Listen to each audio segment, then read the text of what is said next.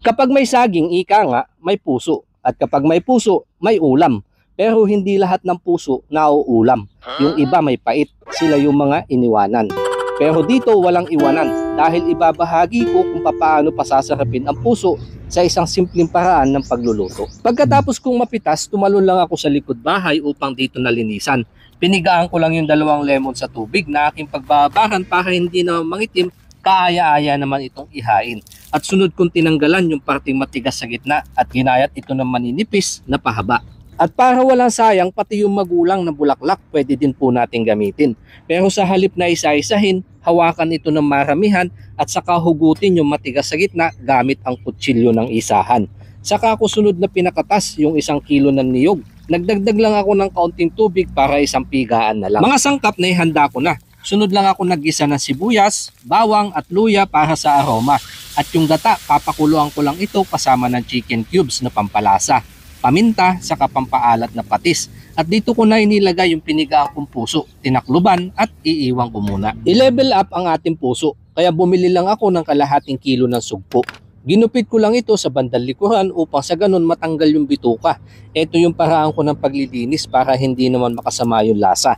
At saka hinugasan, isinama ko na din sa aking pinapakuluan. Hindi pwedeng walang dahon kaya nanguha lang ako na sa luyot. Nasa sobrang laki halos hindi ako makita, naging gubat na. At sunod ko lang itong binuhol upang hindi malabsak at kaaya-aya namang iulam. Saka ko hinugasan, pinaibabaw ko lang ito at hindi na tinakluban. Dahil madampian lang ng sabaw, ayos na naman sa pananghalian. Kaya kung wala ka pang maisip, takbo na sa pinakamalapit na pamilihan. At kung nakatulong sa iyo ang video na to, pa-comment naman below kung ano ang kinasasabikan mong luto upang sa ganun, ma-shoutout kita kapag ginawan ko na ito ng video. Thank you Lord sa biyaya na nasa aming harapan. Nilalapit ko po ito na basbasan upang sa ganun magsilbi lakas sa aming pangatawan. In Jesus' name, Amen. Tsaka po nung gata nito kaya bahaw yung nilabas ko.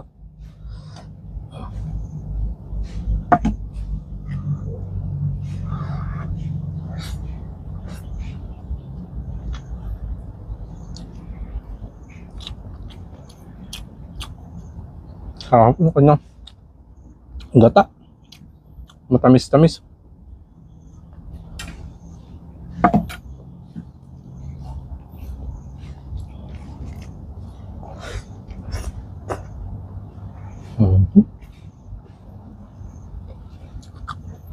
Panalo.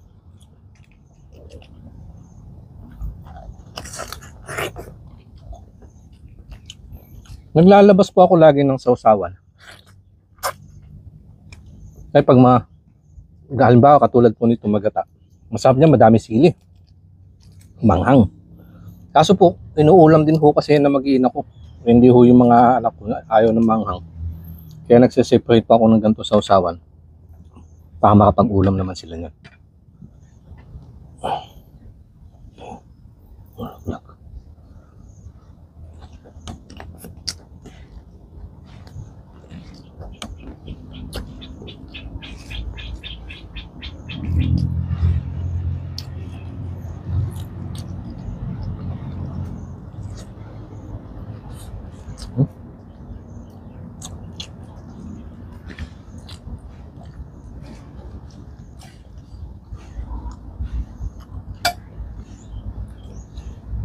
Lambot na ng puso.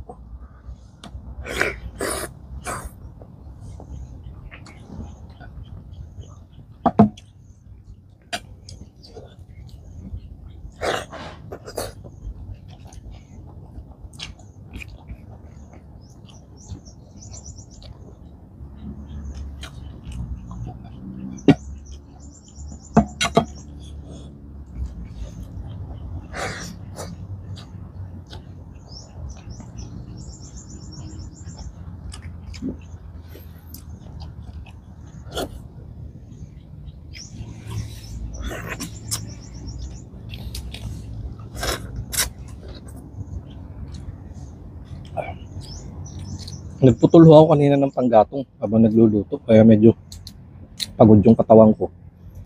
Nagpapawisan ho ako. So, dala na din itong pagkain. Sakap nga ho kasi. Ngayon ako pag gusto ko yung pagkain. Daling pagpawisan.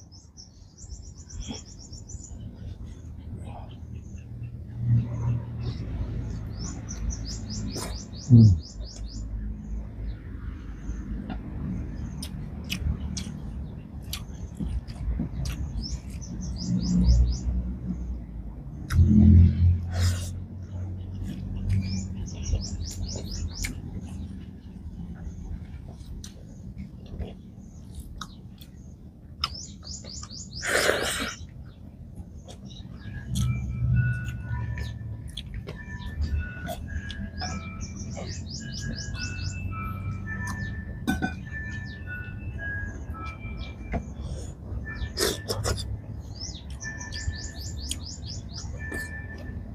Yung tamis unong gata.